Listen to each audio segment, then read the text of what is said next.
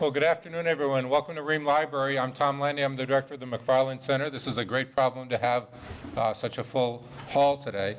For those of you who don't know, the McFarland Center sponsors and supports programming at the college that explores basic human questions of meaning, morality, and mutual obligation. This afternoon's talk is one of the Deichman family lectures on religion and modernity. We're grateful to John Deichman, an alumnus, and to his family for having made that possible. You can learn more about our programs and see recordings of lectures online, including this one. You can tell your friends who couldn't get in. They can see that online later at holycross.edu/McFarland Center. Today's talk is really quite fortuitous. Some time ago, Dean Mabel Milner called me and said that she'd heard a really charismatic priest, Father Bryan Massingale, speak on Catholic social thought, and couldn't we possibly bring him to Holy Cross? As it happened, on the top of my to-do folder was a sheet on Father Massingale, who I also knew of and had heard about, saying that he was one of the people I wanted to bring here. So I was very lucky that came together and worked so well. Father Massingale teaches theology, theological ethics at Marquette University, where he teaches Catholic social thought, African-American religious ethics, liberation theologies, and racial justice. He's author of a book called Racial Justice in the Catholic Church, published in 2010 and winner of the First Place Award for the Catholic Press Association. There are some of those for sale outside. He's authored over 70 articles, book chapters, and book reviews, which have appeared in both scholarly and pastoral journals. A priest of the Archdiocese of Milwaukee since 1983, Father Massingale serves on a number of faith-based groups in advancing justice in society. He served as a consultant to the United States Conference of Catholic Bishops. He also has been a consultant to the National Black Catholic Congress, Catholic Charities USA, the Catholic Health Association, Catholic Relief Services, the Leadership Conference of Religious Women, the Conference of Major Superiors of Men, and the National Catholic AIDS Network, and the anti-racism teams of Call to Action and Pax Christi USA. He's an active participant in a network of Catholic thought leaders striving for fuller inclusion of LGBTQ persons in society and in the faith community. Lauded as a compelling speaker, both critical and uplifting, he's addressed numerous Catholic conferences and lectured at colleges and universities across the nation. After we heard that he was coming, I also heard from a number of people on campus who had heard him speak and who were really excited about that, bringing him here. So the bar is set high. No. Father Massingale speaks to us today on conscious racial bias and the challenge of racial solidarity, looking at Catholic social thought in light of the recent shootings of unarmed black men, such as Trayvon Martin in 2012 and Michael Brown in Ferguson, Missouri more recently. Please join me in welcoming Father Bryan Massingale.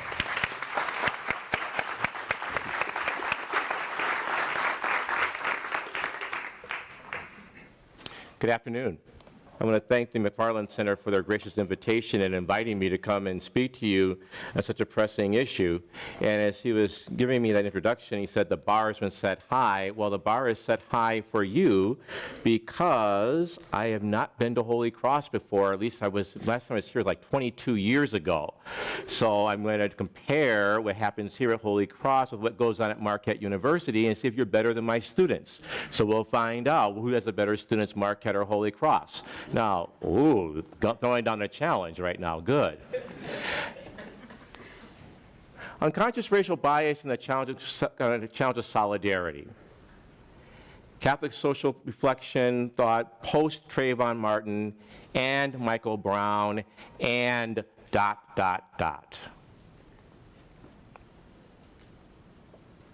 One of the epigrams, or one of the inspirations for this, was a saying by Taylor Branch, a noted historian of African American history and culture.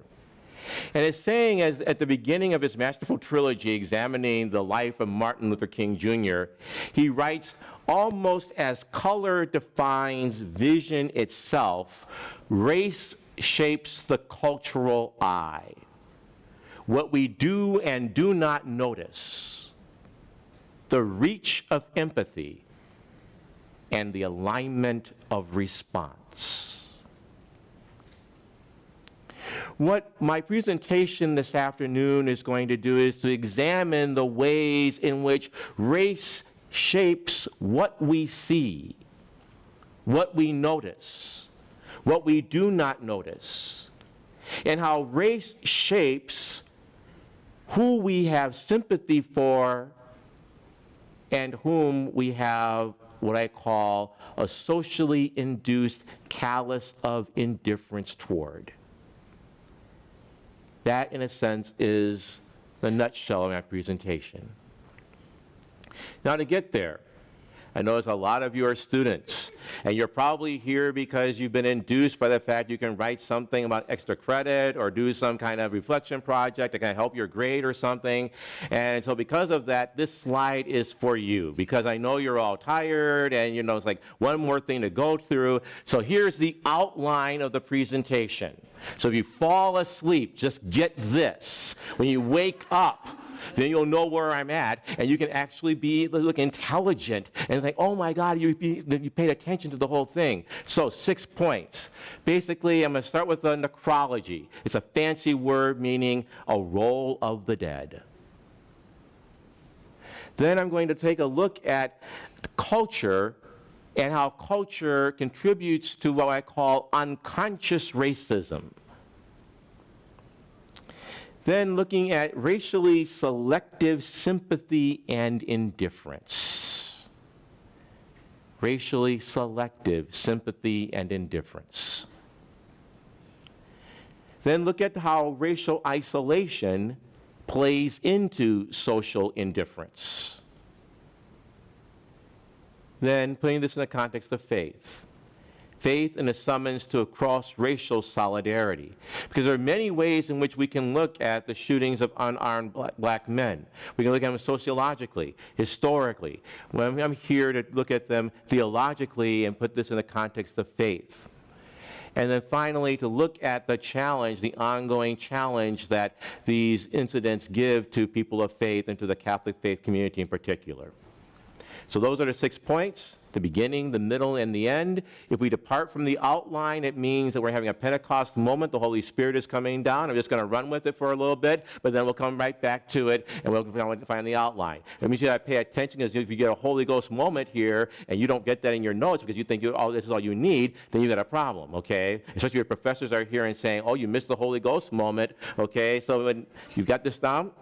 Students, you're okay with me? Students, you're okay with me? Yes. Okay. The front part of the room, this is for you. The back part of the room, you're like dead, okay? So obviously you really don't appreciate the fact that there's this nice slide there, okay, that lets you know the outline. Are you appreciative of that? Yes. All right, good. So far we found out one similarity you have with Marquette students. Students at Jesuit schools are boring and passive. Okay, so...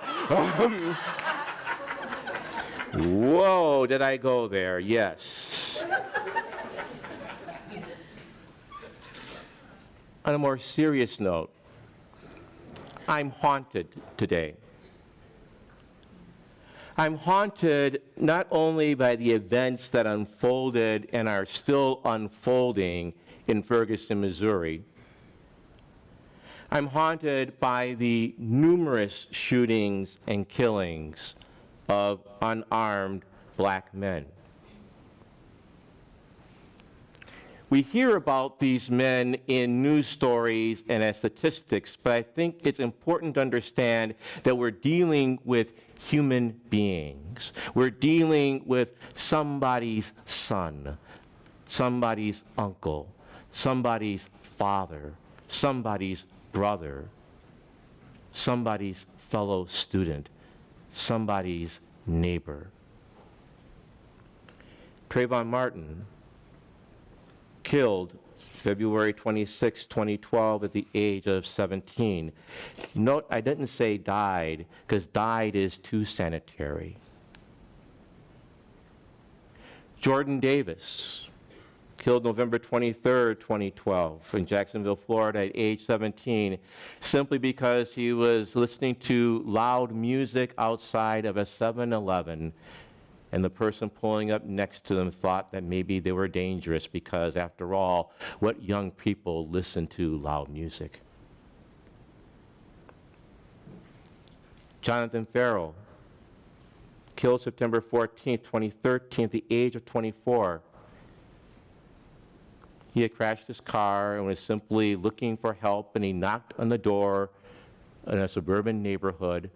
The person called 911, The police responded, and while he was going toward the police officer seeking help because he had crashed his car, he was shot 10 times. Dontre Hamilton, I'm from Milwaukee, Wisconsin. This is our unarmed killing. Killed April 30th of this year at the age of 31.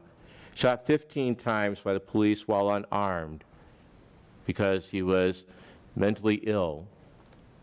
2 previous police officers that saw him in the park and deemed that he wasn't a threat, but another officer approached him and started searching him for no reason other than the fact that he was there. He woke up, thought he was under attack, he was paranoid schizophrenic, and the police officer then shot him. Eric Gardner, killed January 17, 2014 in Staten Island at the age of 43.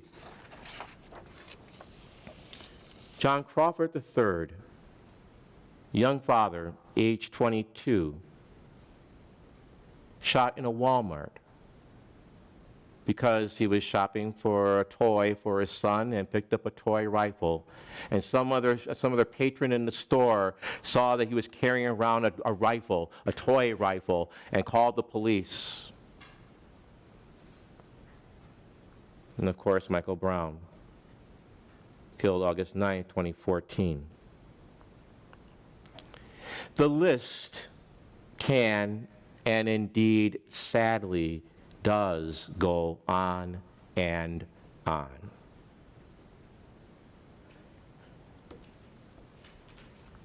It's been said that every 28 hours, a black man, an unarmed black man, is shot by a police officer, security guard, or even a private citizen. The statistic comes from a grassroots group called the Malcolm X Grassroots Movement, which analyzed the 313 cases of unarmed black men shootings that they found in 2012. Upon analysis, this is what they found: that 68% were younger than 31 years old. That 22% suffered some form of mental illness or were medicated at the time of their shooting. This is important because it raises some questions about how do we treat the mentally ill in our society and how our police are trained or not in terms of how to deal with mental illness. But it's a larger indictment upon our society of what we do with mentally ill people. Most were unarmed. 44% had no weapon at all. 29% were alleged to have had a weapon, but there was no corroboration upon this fact, upon analysis. So as you see, the vast majority, almost 3/4, there was no weapon involved in these incidents. Only 20% had guns, 7% had knives. And only 13% had a weapon that was fired before or during the officer's arrival. In other words, most of these shootings are taking place of individuals who are simply going about their day, going about their business, walking home in the rain, going shopping, doing whatever, things that most of us take for granted.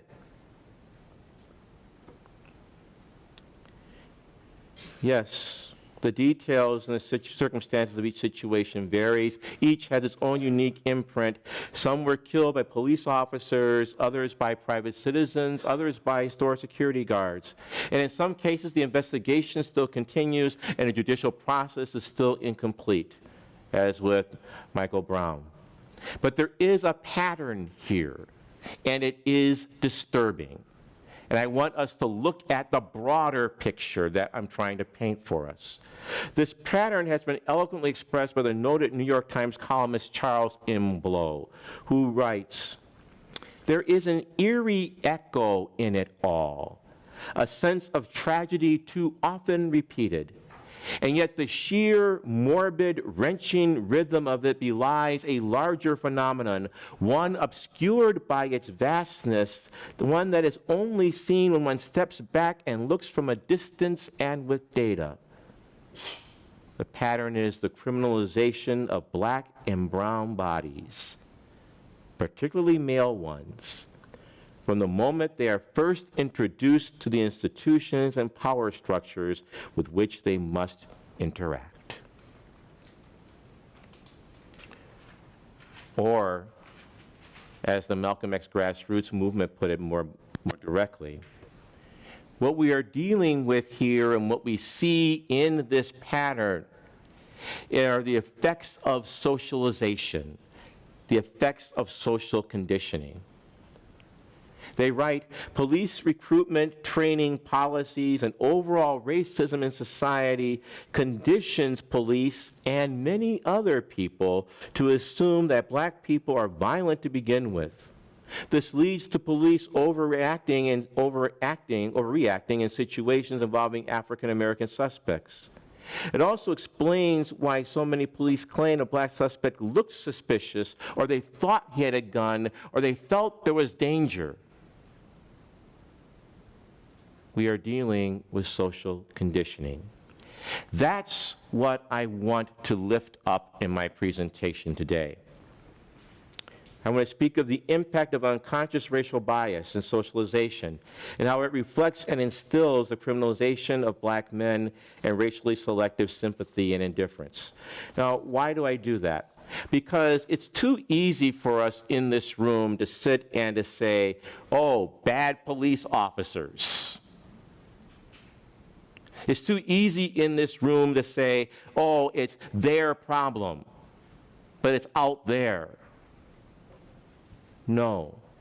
I contend that the actors in the events I narrated are influenced by and products of an underlying cultural formation system. That is, they act as they do because they have been formed in such a way that their behaviors are part of their identity and supported by the texture of the culture to which they belong, so that what they're doing is normal and reasonable. These police officers are not aberrations. They're representatives of what is normal and typical in U.S. and Western society. In other words, they are us. Now, I know some of you are getting kind of uncomfortable when I say that, but don't worry, you're going to get more uncomfortable in just a moment, okay? So just relax, okay? Take a deep breath now, because it's only going to get worse for a little bit, okay? Okay, the front of the room is with me, the back of the room is still not there, okay? You're in Holy Cross Marquette Jesuit student mode, right? Right, okay? We're dealing with the effects of social conditioning. And so that's what I want to examine. Not only the reality of the social injustices of the deaths of people like Trayvon Martin and Michael Brown and ... I also want to seek to highlight culturally legitimated unjust social situations, and to look at how the influence of culture facilitates blindness and indifference to social injustice.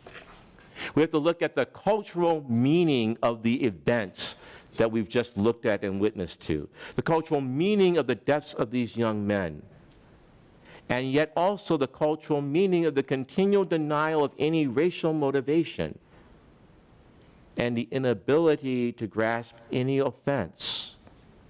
What is racism today? Then after doing that, I want to look at our faith and the sounds of solidarity, and then amplify that by talking about what a cross-racial solidarity would look like and entail. So that's what I want to do today.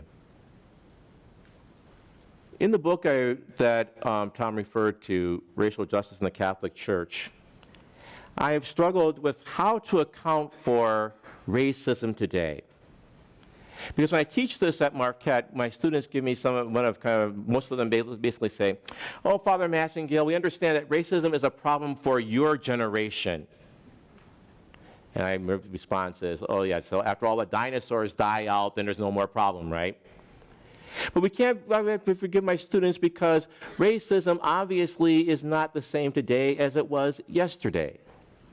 There have been obvious changes in American history, from slavery to Jim Crow to this formal system of legal equality where everyone is at least under the law formally equal.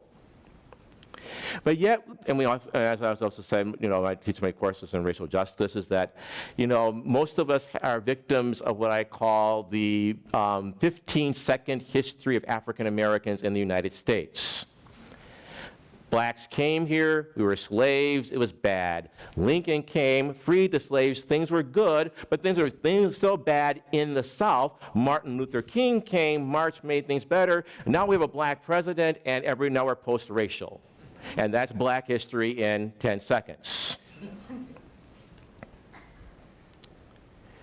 Obviously, things have changed. There's undeniable racial progress. But there's an also equally undeniable reality of continuing persistence and even hardening of racial disparities, resentments, violence, and tribalism. As in the calls during recent elections to take back our country. Who's ours? And take it back from whom? So what I wondered was the underlying X, the constant underlying factor that morphs and changes and yet endures despite external changes in social situations. What is the link that unites slavery, Jim Crow, Trayvon Martin, Michael Brown, and the so-called new Jim Crow, also known as James Crow Jr. Esquire? My insight was that we have to look underneath the visible, personal, institutional manifestations of racism and understand racism as a culture. Citing the Canadian philosopher Bernard Lonergan, his understanding that culture is a set of meanings and values that inform a people's way of life. I can understand that culture is more basic and fundamental than society, social institutions, and social practices and customs. Culture expresses the meaning of these more visible institutions, patterns, and policies. Culture, simply put, provides the meaning and the significance of the social ways in which we live. The pivotal insight I took from Lonergan is that culture stands to social order as the soul is to the body. Culture animates the visible social operations and customs. Just as the soul or spirit is that animates the visible body, culture are the values that animate the more visible social customs and policies and practices that we see.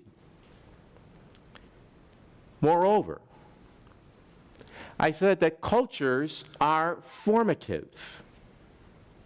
They are systems of identity formation. Cultures shape a human group's behavior and consciousness.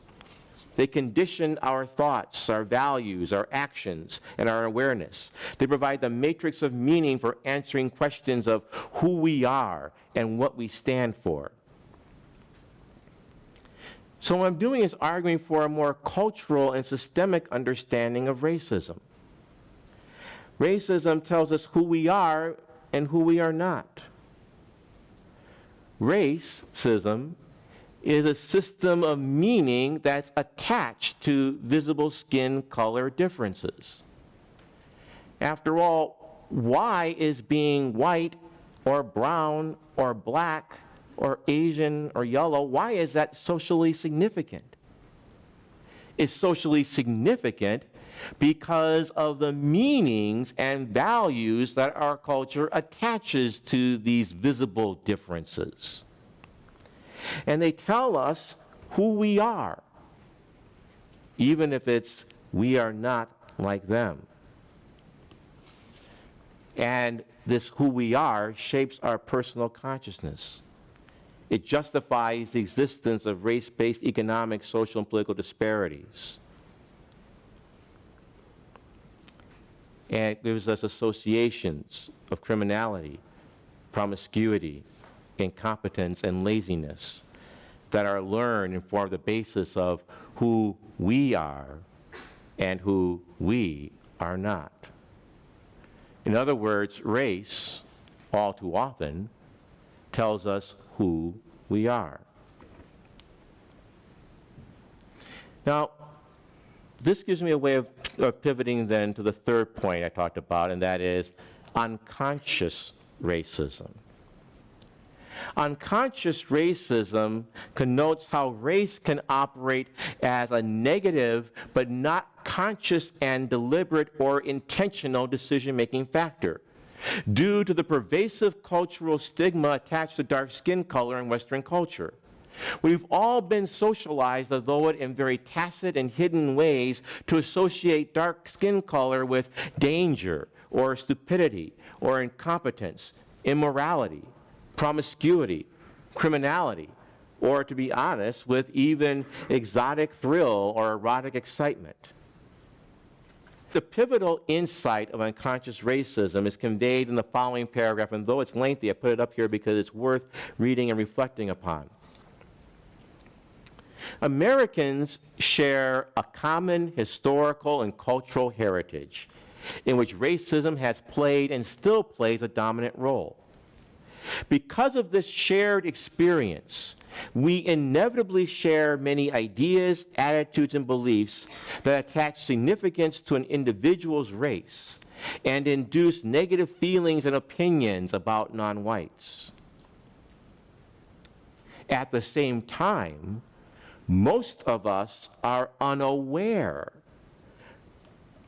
of our racism. We do not recognize the ways in which our cultural experience has influenced our beliefs about race, or the occasions on which those beliefs affect our actions.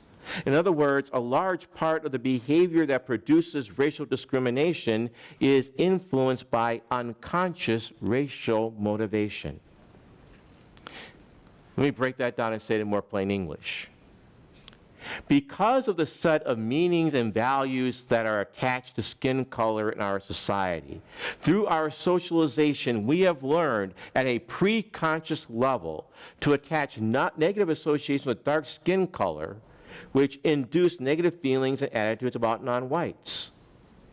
Let me give you two examples, a negative one. The first happens when a person who is otherwise well-meaning, without conscious prejudice, spontaneously acts or thinks in a racially negative way. We know better, yet we still tense up as a black man or Latino approaches us. And then we sometimes react with shame and embarrassment and wonder, where did that come from? I was in the faculty of our seminary in Milwaukee for 13 years, and the organist there, we were good friends, whatever. I remember walking on campus, and I was wearing, a baseball cap and a black leather jacket, and I was just walking on campus, and she saw me, and she started running away from me. And I said, "Mary Ellen, it's me, it's Bryan." She turned around and said, "Why are you dressed like that?" What, baseball cap? And she reacted with fear and embarrassment and shame. Where did that come from? Because Mary Ellen doesn't have a prejudice bone in her body. At least none that we would be consciously aware of. This also happens in attitudes of surprise or shock in the presence of the achievement of black people or non-whites.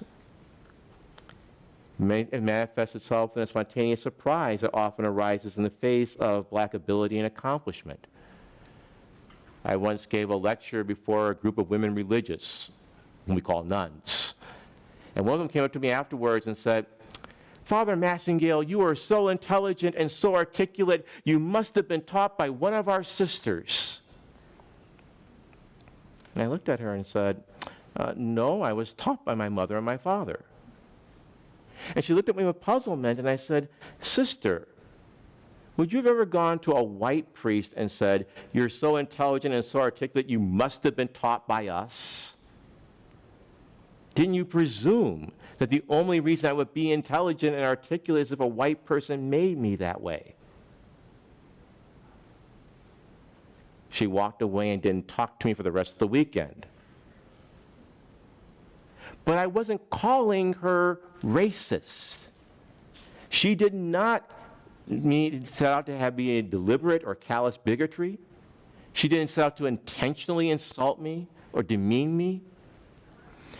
These reactions occur in people who like most of us, have been malformed and deformed by being in America and absorbing the racial code of our society in ways they never realized or were even aware of.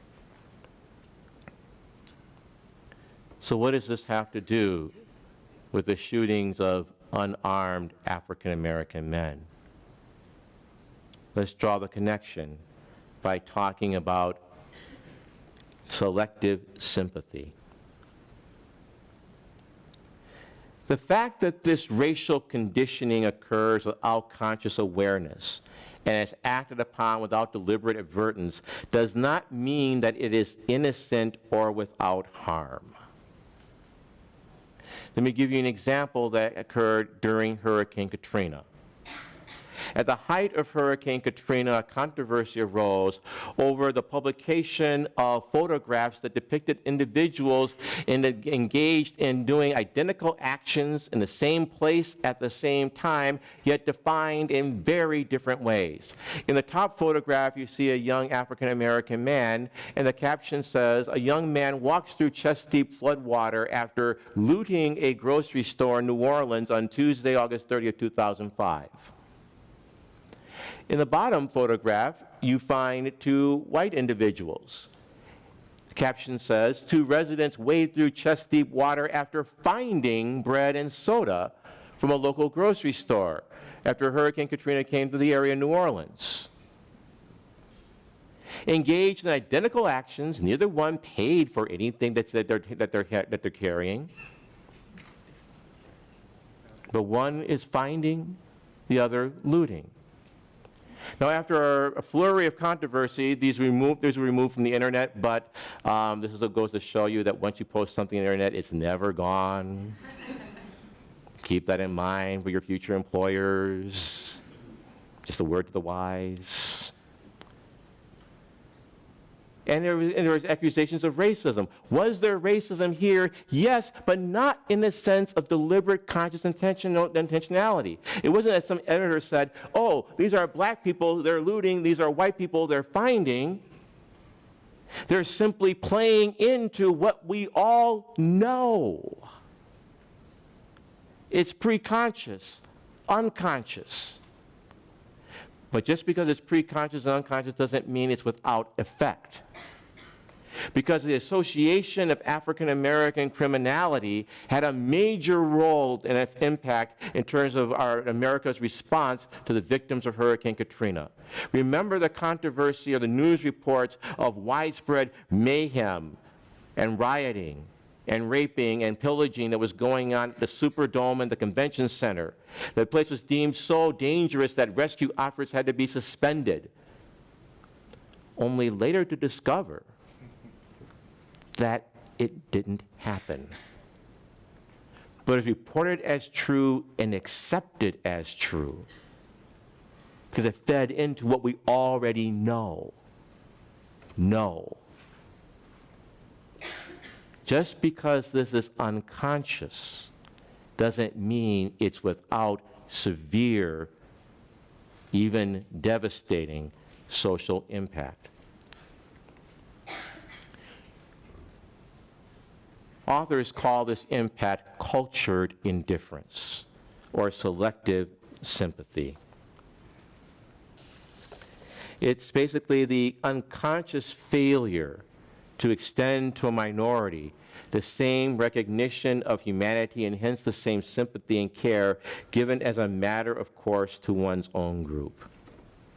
Socialization in a culture of racism blunts our ability to feel the pain of those who suffer because they are not like us.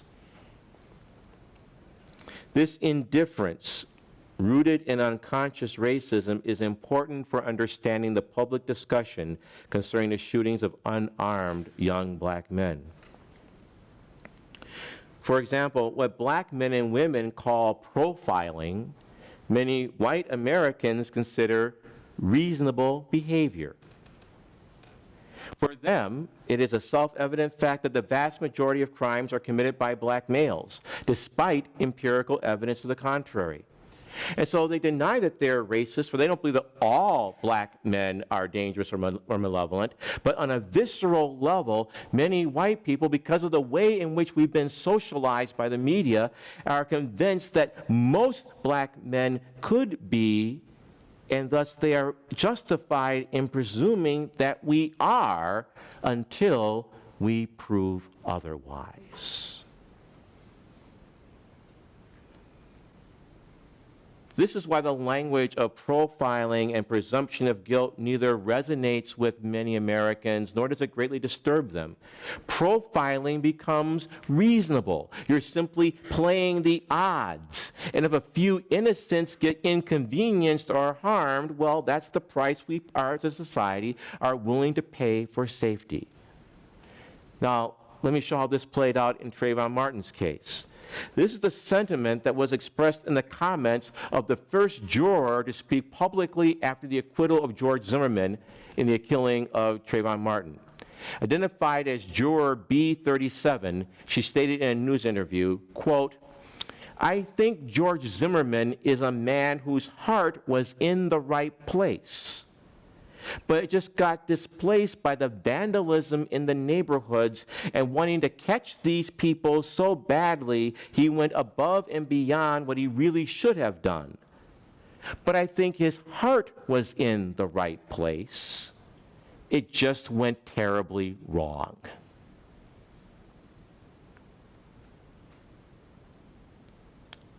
Note with whom she sympathizes.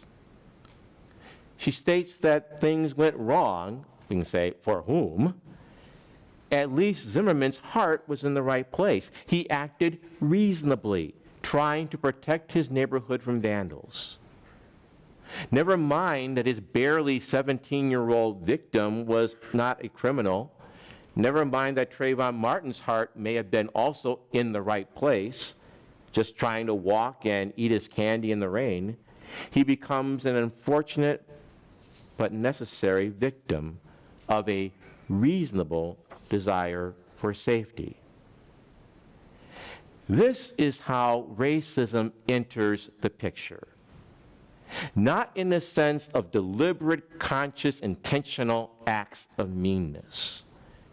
We're dealing with a more or less pre-conscious racial bias, manifested in the pervasive association of black with criminality, in the willingness to presume the innocence of non-blacks, or at least to give non-blacks the benefit of the doubt, and above all, in the inability to empathize with the plight of a black teenager confronted by what he called an armed and creepy adult.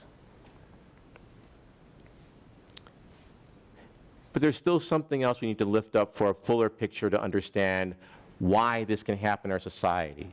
Not only because of our pre-conscious socialization, but also because of our relative isolation from each other. The effects of isolation. If you want to write down any one sentence that's the most important that I want to have, is this: isolation fuels ignorance, indifference, and fear. Isolation fuels ignorance, indifference, and fear. Isolation. The Public Religion Research Institute in 2014 basically did a study talking about how racially isolated, segregated we are, and stated that one of the obstacles to white Americans understanding black anger at the shootings of unarmed black men is because of the self-segregation by race that happens in our social networks. They write that the chief obstacle to having an intelligent or even an intelligible conversation across the racial divide is that, on average, white Americans talk mostly to other white people. What this means is that there is very little reality check to find out how life is from another perspective. Through their surveys, they discover that overall the social networks of whites are a remarkable 91% white. White American social networks are only 1% black, 1% Hispanic, 1% Asian or Pacific Islander, 1% mixed race, and 1% other race. In fact, fully 3/4, 75% of whites have entirely white social networks without any minority presence. They said that African Americans cannot live in such racial isolation, nor do Latinos. What this simply means then is that there is no other reality check to find out, because I'm basically going to say if you're living in a network where the only people you're talking to are people who look like you, then you're not living in the real world. And this is why when black people talk about there being a racial divide or there being a racism here, white people have no other way of entering into the conversation and saying, what's really going on here? That contributes to a sense of ignorance. It also feels a sense of isolation. It also feels a sense of indifference. The authors continued. So when African Americans tell stories such as, when I tell my students that when I got my driver's license, my parents, besides congratulating me, they sat me down and explained to me how I had to behave if I were ever pulled over by a cop. And it was quite vivid. I remember they told me, whenever you're pulled over by a cop, you keep your hands in the steering wheel where they can see them. You do not move to get your wallet until they tell you to. Whatever they say, you do. You do not get out of the car until they tell you to. You respond to every question with, yes, sir. You agree. You submit. You are obedient. Because there is no margin for error.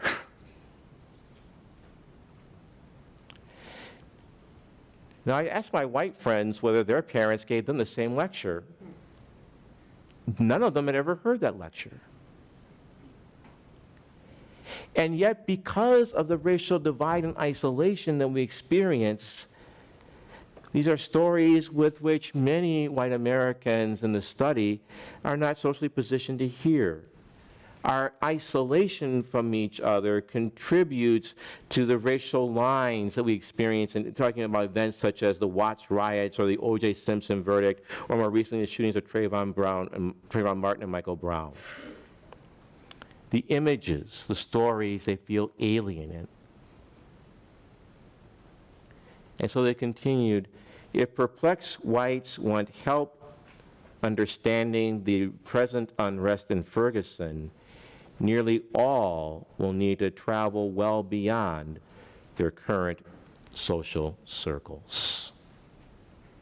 Not only are we inhibited by the burden of our past associations that continue into the present, we also lack the reality checks that can help us come to a more adequate understanding of our world, or at least the ability to hear another person's story and their pain.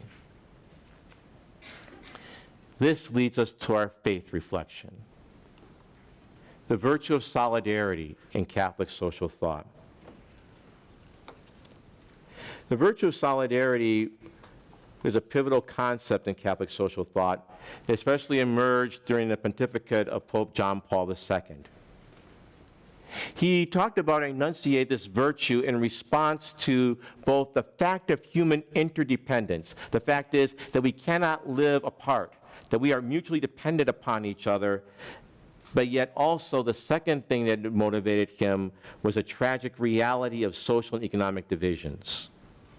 And so he defines solidarity as being a firm and persevering determination to commit oneself to the common good, that is to say, to the good of all and of each individual, because we are all really responsible for all. Another place he says, solidarity expresses a conviction that is as old as the book of Genesis. It answers the question, am I my brother or sister's keeper? And the answer is yes. Because by the virtue of solidarity, we come to understand that we are given to each other's care in deep ways, in such ways that I cannot come to the fullness of who I am meant to be apart from having a concern for your full development as a human being, apart from the concern for your full human flourishing too.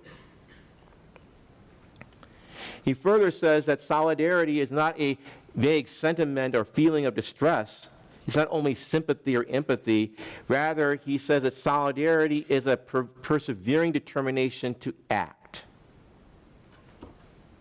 It's exercised when people recognize each other as persons. Solidarity then is based upon the deep-seated conviction that the concerns of the other, especially the despised other, are intimately bound up with my own. That we are, in the words of Martin Luther King Jr., intimately bound together in a garment of mutual destiny. A garment of mutual destiny. Since the poor and the racial outcasts and the culturally marginalized are those whose person is most often attacked and questioned and reviled, the acid test of solidarity is our sense of connection with and commitment to the poor and to the excluded. It's easy to have a concern for those who look like me, talk like me, go to the same school as me, run in the same social circles as me. The acid test of solidarity is, can I recognize your dignity when you are not like me? That's the acid test. And that's the challenge of racism. Racism is an obstacle to solidarity.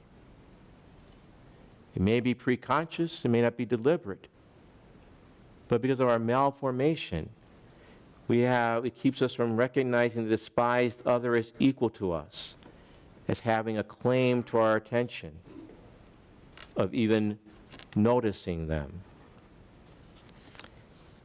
When thinking about this, I remembered the biblical story of the rich man and Lazarus. The Bible says there was once a rich man who dressed in purple and fine linens, and at his gate there was a poor beggar named Lazarus covered with sores. And the rich man ate lavishly and never even noticed the beggar at his doorstep. He had a blindness that kept him from seeing. And I couldn't help but think of that scripture story when I thought of the quote of Trayvon Martin's father after the verdict was given. And he said, they, the jury, didn't know him as a human being. They could not see. They could not see him as human.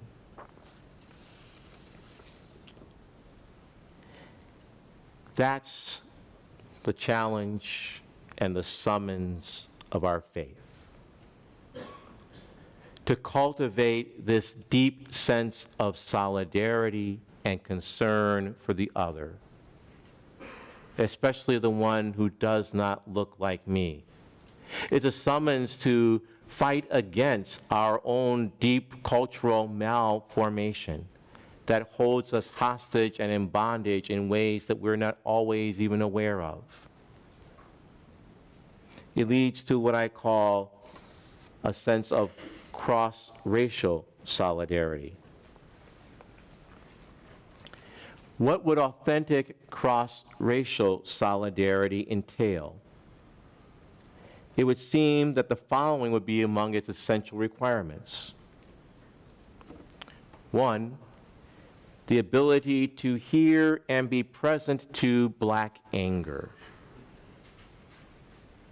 That's a tough one. A noted theologian friend of mine, John Nielsen, wrote a book called Hearing Past the Pain. And he said one of the major obstacles to white people engaging with African American reality is a fear of black anger. How can we hear past the pain and hear the anger, the justifiable anger which is present in our communities? It required the ability to create the interior space to welcome perspectives that significantly differ from our own. It requires the ability to cultivate genuinely effective friendships with persons of color, so that we're not simply statistics or people we see on cops, but we know as friends. And also willingness to act on behalf of justice. A willingness to translate friendship and concern into action. Joe Fegan is a noted sociologist who's studied how whites develop this kind of sense of compassion. And he said that white Americans typically go through 3 stages, moving from sympathy to empathy to compassion, we call it transformative love. Sympathy, he says, is a first stage, is a limited stage. It involves a willingness to set aside some negative racial stereotyping. It means, okay, we own the fact that because of my socialization, I've heard racial stereotypes, I have to catch myself and say, I don't want to do that. Empathy is a more advanced stage, where it's a developing the ability to routinely distance oneself from these stereotypes and a capacity to see life from the perspective of the other. Compassion occurs when we place ourselves, even if only for a limited time, in the world of another person. Even being willing to experience some of the pain and insult that comes from identifying oneself with those who are despised and disdained. And here, through one's vicarious experience, one begins to understand what life is like from the other. Because through cultivating a deep sense of friendship and a deep connection, one experiences life because it affects the person that you love and you care for.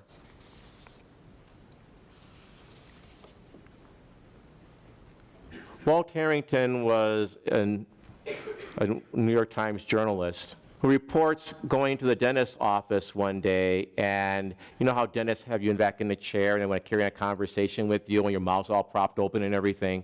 So the dentist was carrying this conversation with him, and another dentist comes in and tells a racist joke while he has his mouth all propped open. And he said the only thing that went through his mind as he was listening to these dentists exchange racial jokes was he said, "The idiot was talking about my children," because neither dentist knew that he was a white man married to a black woman. As he said, "I have 2 golden children." And he said, the idiot was talking about my kids. That kind of understanding changes everything. Only when I became black by proxy, through my son, through my daughter, could I see the racism that I've been willing to tolerate. The idiot was talking about my children. That takes us to the core of what needs to change if we're to move beyond the scandals of the deaths of the young men that I began this presentation with. Can we as a society see these young men as our children? Can we see that they are us? That they are us. That's the summons of solidarity. They are us. Let me conclude then with these notes. The challenge of interracial solidarity is this. expressed in a haunting placards in Ferguson. A white man carrying a sign saying, "Is his life worth less than mine?" A black man with a placard asking the corollary question, "Is his life worth more than mine?"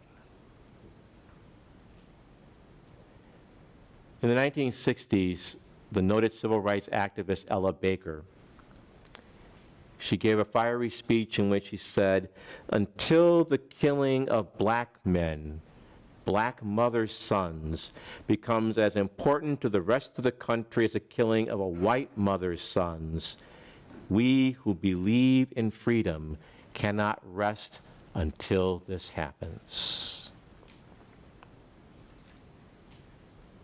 They are us.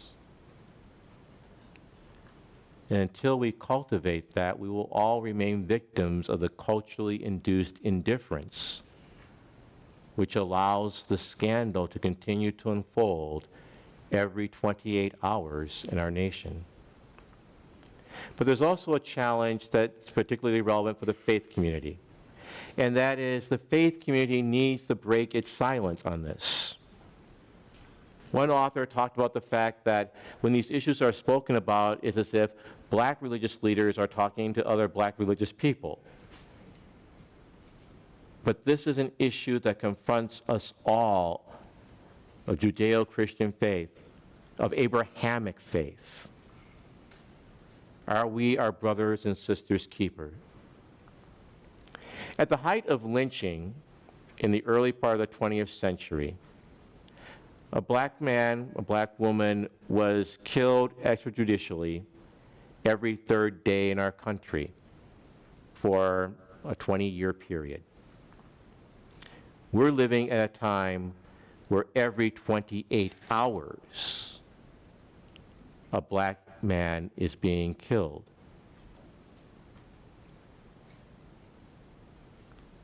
In the words of the noted Catholic resistance movement hero, Franz Jürgensteiner, he said, "If the church remains silent in the face of what is happening, what difference would it make if no church were ever opened again?"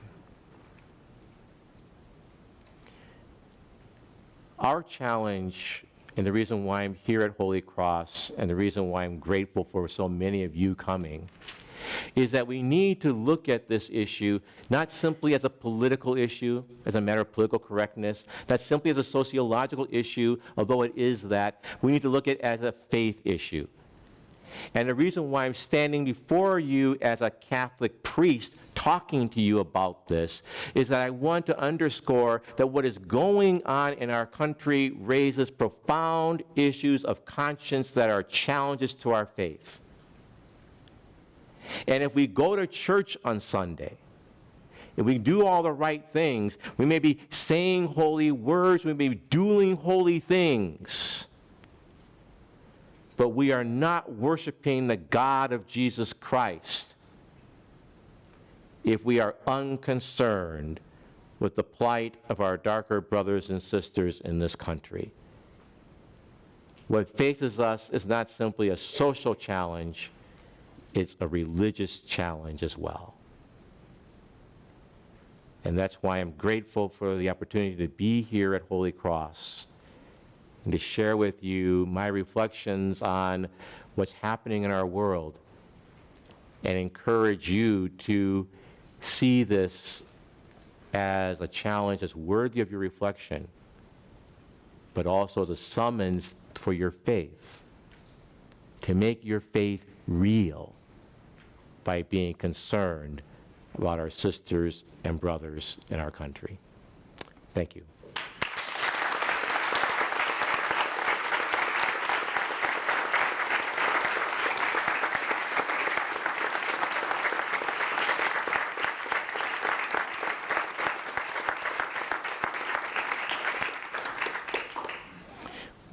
I think we have a few moments for questions, comments, gentle rebuttals, and a spirit of Christian charity. So, questions, comments, insights, things that were unclear? Not clear? Yes.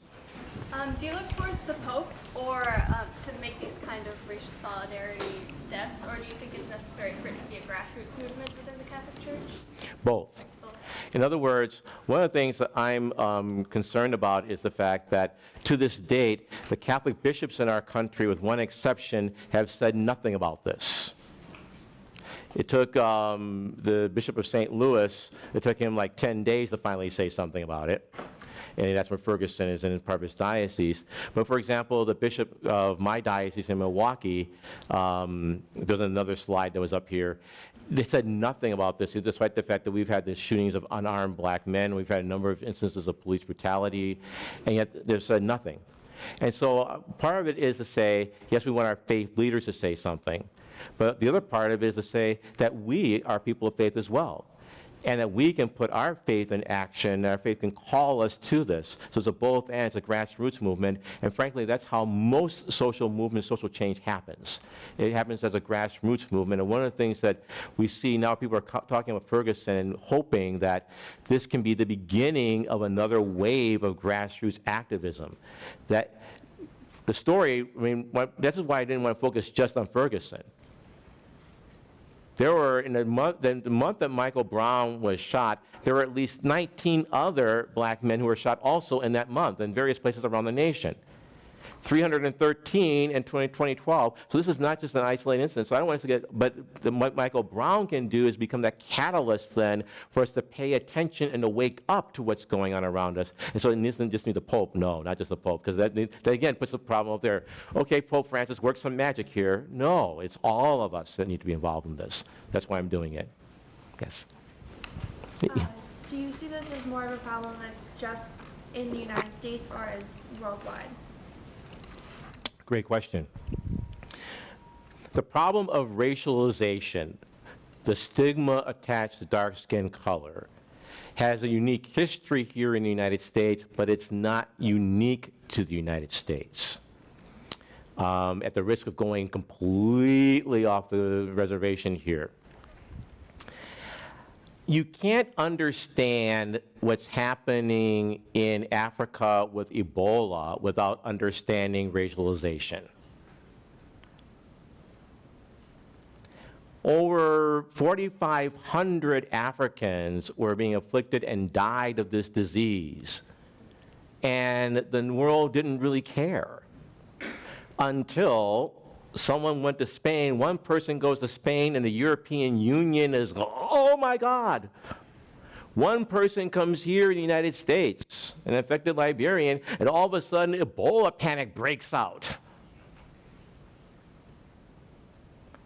What I'm saying is that our response to social disasters is more influenced by skin color than we tend to believe. Another thing that one finds is that even among persons of color, we're also been influenced by this in terms of people with lighter skin colors are sometimes valued more than those with darker skin colors, the use of hair bleachers, skin bleachers, and things like this. In other words, it's not simply an American phenomenon. In Europe, it often gets played out in immigration, for example. When African immigrants go to Europe or whatever, especially in places like Italy or Switzerland, it gets played out in terms of the immigration debates, but underneath it is a sense of racialization as well. So it's not simply a U.S. problem, although we have a particular history of it here. Yes, sir. You talked about how you said your students almost deny the fact that our generation has the ability to be racist. Yep. And like that blindness to it, how do you see that being addressed? Like how, as a society, like not like as our generation, how will that be addressed? Okay, that's a very good question, because I think part of what happened is that one of the formative experiences of my generation is that we lived through the civil rights movement. And so it's like in our faces. Doesn't mean that we're less racist, except that we were there. We had opportunities to experience this. Whereas when I look at your generation, how many of you have ever watched The Real World? You can raise your hands, yeah. The Real World, that MTV show where you take 7 people, 7 strangers, you put them in a house, and you got to get, one black person, one Latino person, one bi-curious, kind of sexually confused person, and you throw them all together, and you watch what happens when people stop being strangers and start getting real, okay? I've watched too many of these things. But anyway. And so what happens is it contributes to this kind of superficial kind of diversity where it's like, well, we're kind of used to seeing that. But it masks the fact that, there are some deep social economic divides. How do we begin doing that? One is that I think we have to do more things like this that we're doing here at Holy Cross, talking about it and bringing it up. At Marquette, for example, because we're an urban campus, we talk about what's called the Marquette bubble. That you've got the Marquette Island of white surrounded by the rest of Milwaukee Central City. And so we have to pierce the kind of bubble that's there and get people to engage the neighborhood and see it not simply as a place of fear. Another thing is, because our social networks are constructed to be socially homogenous, that means looking like each other, we have to deliberately step out of our comfort zone. We have to deliberately step out of our comfort zone to encounter the other. One of the things that I do, I teach a class at Marquette on Malcolm X, Martin Luther King, and James Baldwin in the Catholic Church. Yeah, it's kind of fun. And so the students, they start Malcolm X, and the students are like, oh, this is really bad. He makes this so terrible, whatever. They can't wait to get off of Malcolm X to Martin Luther King, because Martin Luther King will make them all feel better again. Except when they get to King, they begin to start asking questions saying, wow, what's really changed? And one of the things I think we can do to get to your question is, one of the things that hampers us as a society is that we don't know our history, or we teach it in very sanitized ways. And if we really looked at our history and learned our history, we would make the deep connections between what went before and what's going on now. You can't read Malcolm X's autobiography about how he spent prison time for a crime that white people got away with without asking the question, does that happen today? The criminalization of black men is not something that happened in 2012 or 2014, but it's something that's deeply rooted in our history. So part of it is, if I can give you a simple answer to your question, which is a really great question. One, we have to step outside of our comfort zones. But 2, we have to have a deeper engagement with our own reality and tell our stories in ways that aren't sanitized, and that lead us to make connections between what went before and what happened afterwards, and also to realize that there have always been people who have stood up to challenge the system. And that we can do the same. We can do the same. Other questions? Oh, yeah. So on one of your slides, you put cultural indifference or selective sympathy, and I was wondering, do you see them as dichotomous or like coexistent? I believe that they're coexistent. In other words, cultured indifference feeds into selective sympathy. In other words, certain lives have a higher claim to public attention and public concern. And certain lives have, frankly, a lower priority. And so it's kind of a selective sympathy. Who gets the break? So, for example, it's well documented that white Americans, white young people, and black young people have the equal rates of illegal drug use. Except you would never know it by looking at the statistics. Who gets the break and who doesn't? For example, at Marquette University, there have been a number of incidences where students were growing pot in their dorm rooms. I'm not going to ask if that happens at Holy Cross. Of course it doesn't. students growing pot in their dorm rooms. And the DA, we were at a conference on race in Milwaukee, and the DA said, those cases never come across my desk. I said, well, where are the undercover operations, investigations at Marquette University? You're not here. And when whites are arrested in the criminal justice system, it's like, well, they're going through a youthful phase.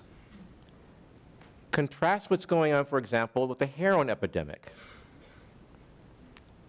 Heroin has now become a major concern in many suburban communities. When heroin was in the African American community, it was a criminal problem. When heroin is in the suburban communities, it's a medical problem. There are all kinds of public hearings in Milwaukee suburbs, parents saying, how do we help our children to see the dangers of this? How do we respond to our children, make sure they get addiction treatment, etc.? No one is talking about criminalization, locking them up, or anything. Selective sympathy and cultured indifference are kind of the flip sides of the same coin. Which lives have a higher claim to public attention and concern, and which ones do not? That's what we're talking about here. Okay, in the back there, yes. As a faculty member at Marquette in that bubble, have you experienced unconscious racism from students and faculty? I know you're. Oh, yeah, but I don't wear this all the time. And being a priest doesn't shield you from that. Yeah, that's an interesting question. And yes, the short answer is yes. The short answer is yes. It usually occurs in ways that people wonder if I really know what I'm talking about. Or, Father Massingale, you're not like the others. I said, the other what? Well, you're not. You don't talk black. How do black people talk? It's in the kind of daily kind of microaggressions. Again, not in the sense of people being deliberately out to insult you or anything. Or, in some cases in the faculty, having to justify that what I'm doing is really Catholic theology. Because Catholic theology means you talk about the Trinity or the saints or something like that. You're talking about social justice issues. This is sociology. It's nothing to do with faith. And all that it is basically a way of disparaging or marginalizing the contributions and the voices that come from outside of the academic mainstream. In terms of being a priest, one short story. I remember when I was newly ordained, I was assigned to a parish in Milwaukee, but it was in a kind of a boarding in one of our suburbs. And one of the persons came up to me and said, you're being assigned here is the best thing that ever happened for lay ministers of communion. Because people crossed from your line to come to ours.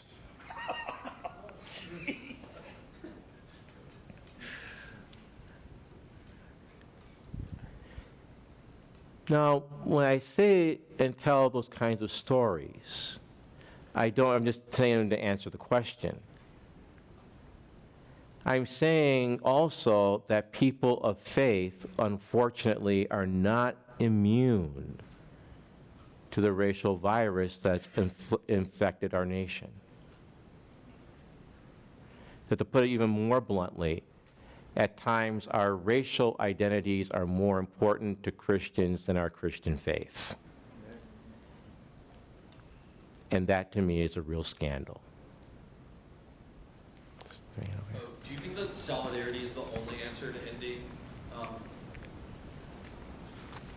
in the No, no, conscious racism and moving towards a post-racial society? Or do you think there's other ways that we can end it? I think that solidarity is the way that's going to lead to lasting change. For example, one can have relatively superficial kinds of changes. For example, if people change because they feel they have no choice or no alternative because of mass movements or political pressure, that's important.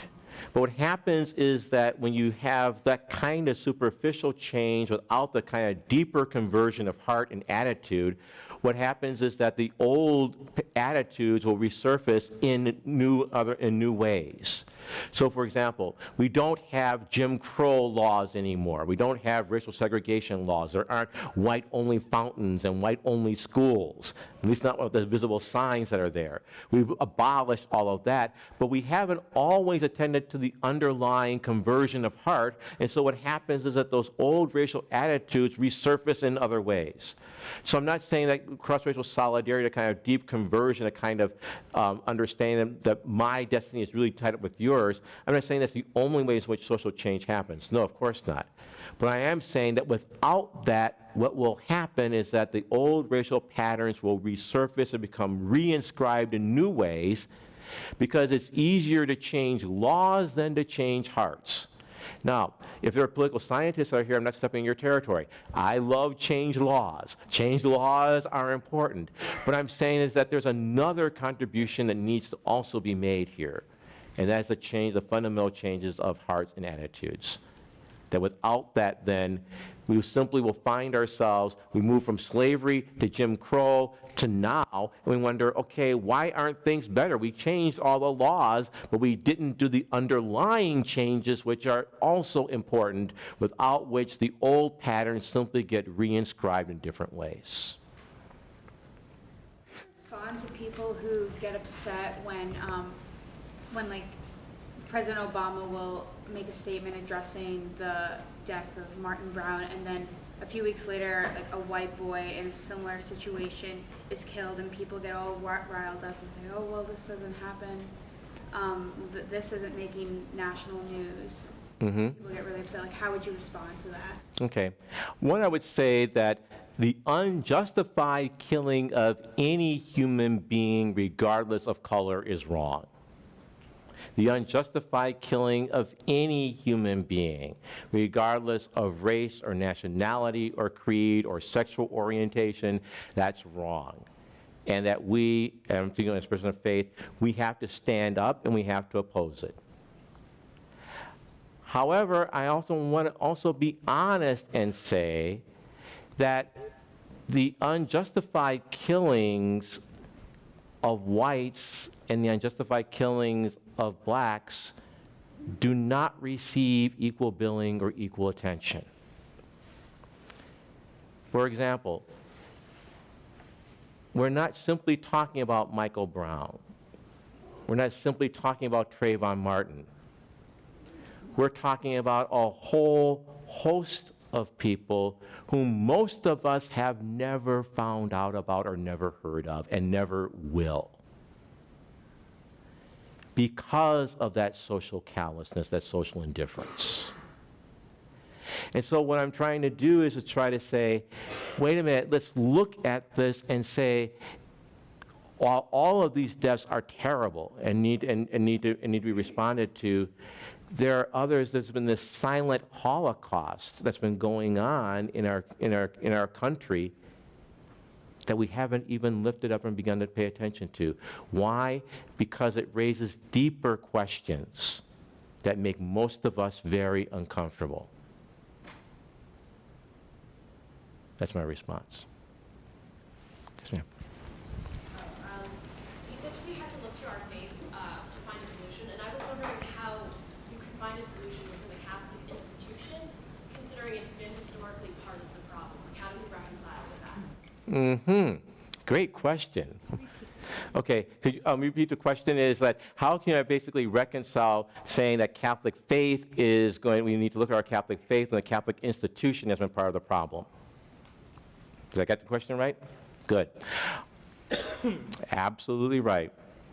In other words, there is a difference between Catholic faith does not equal Catholic institution.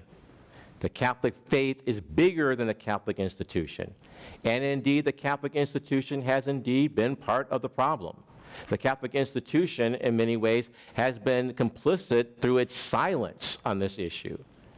And in fact, through its own kind of racial malformation. As I often tell people, if I want to make sure I'm one of the few people of color in any kind of situation, I go to a Catholic gathering.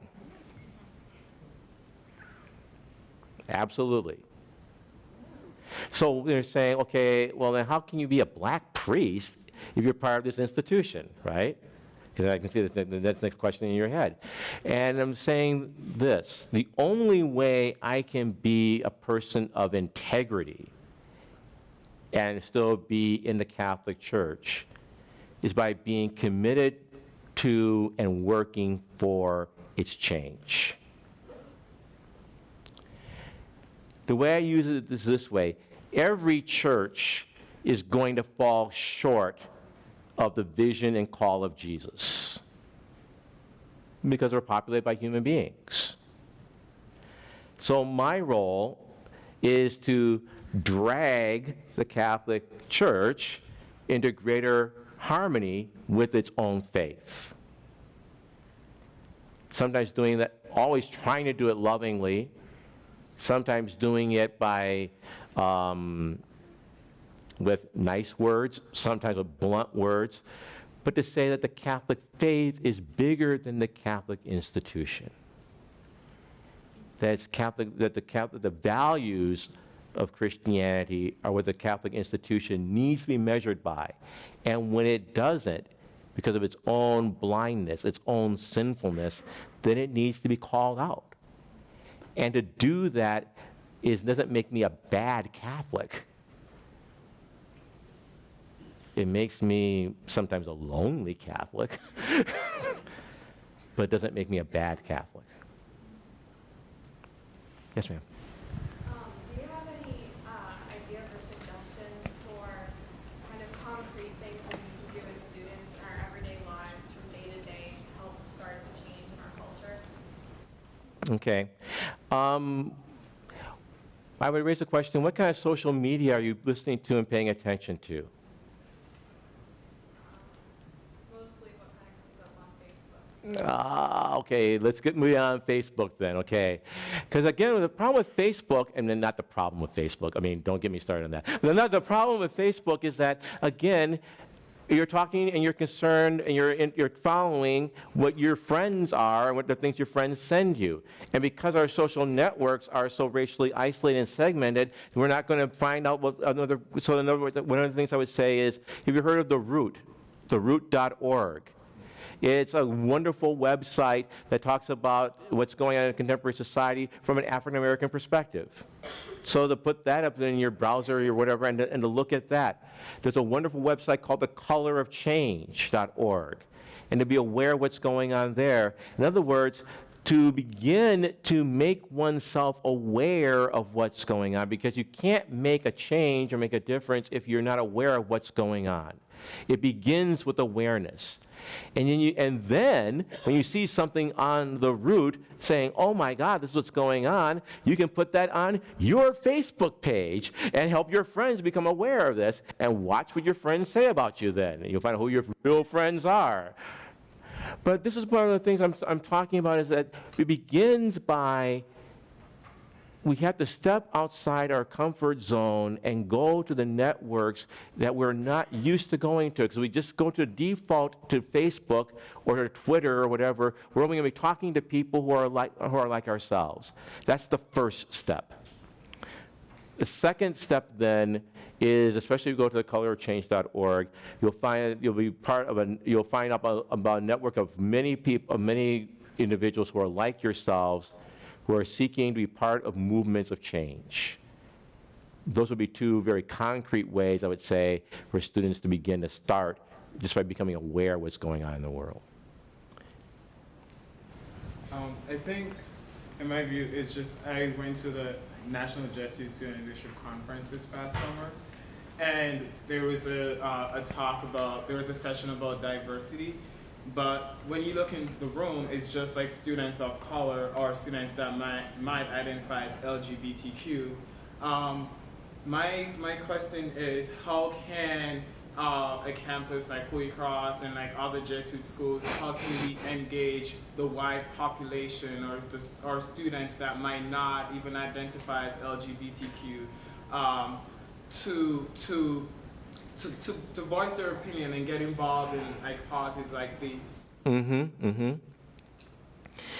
I will say this is something that the AJCU, the Associated Jesuit Colleges and Universities, Association of Jesuit Colleges and Universities, is something that they're struggling with, and it's not an issue just of Holy Cross, but across the Jesuit campuses.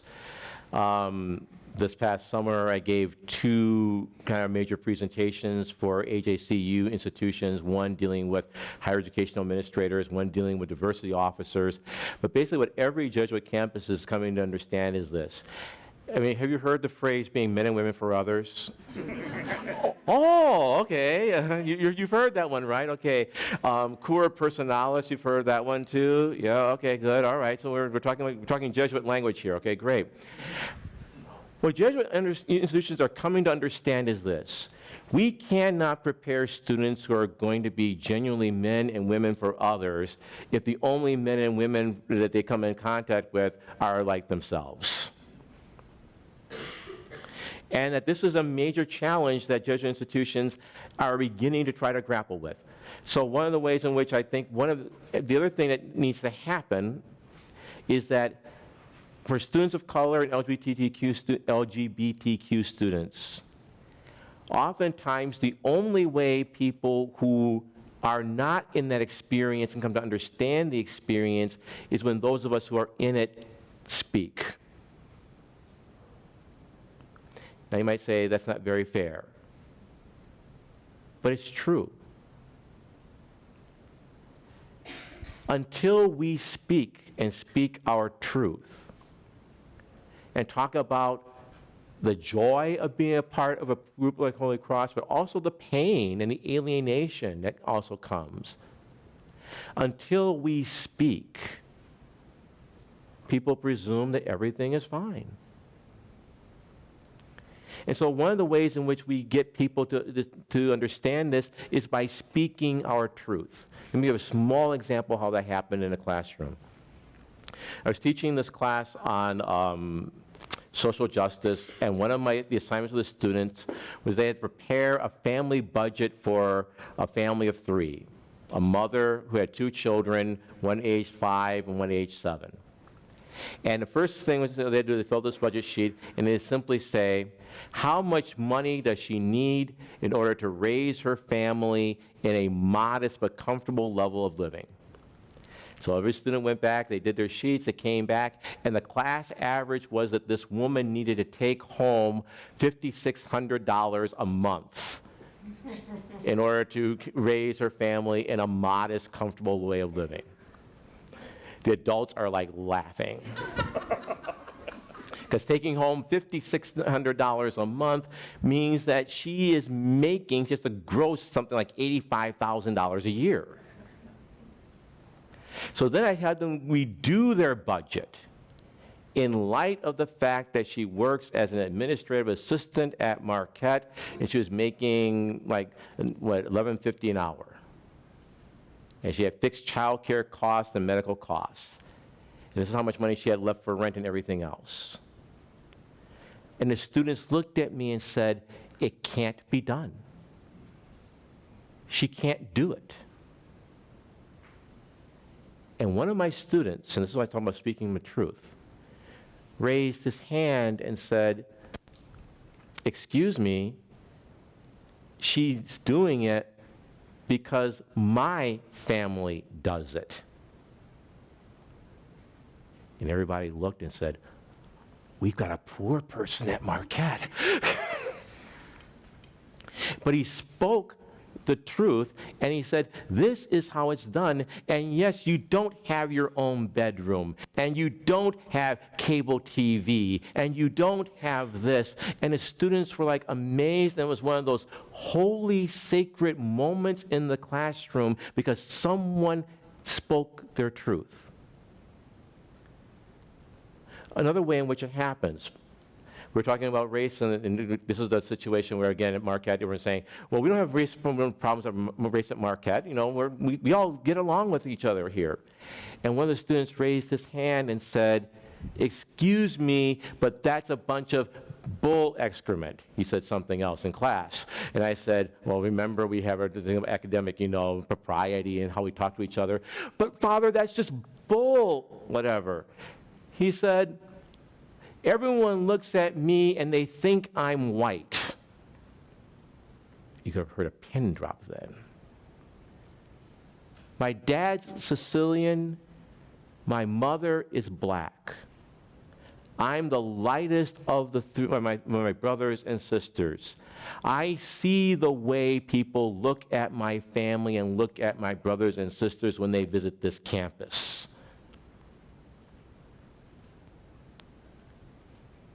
And again, there was silence in the room.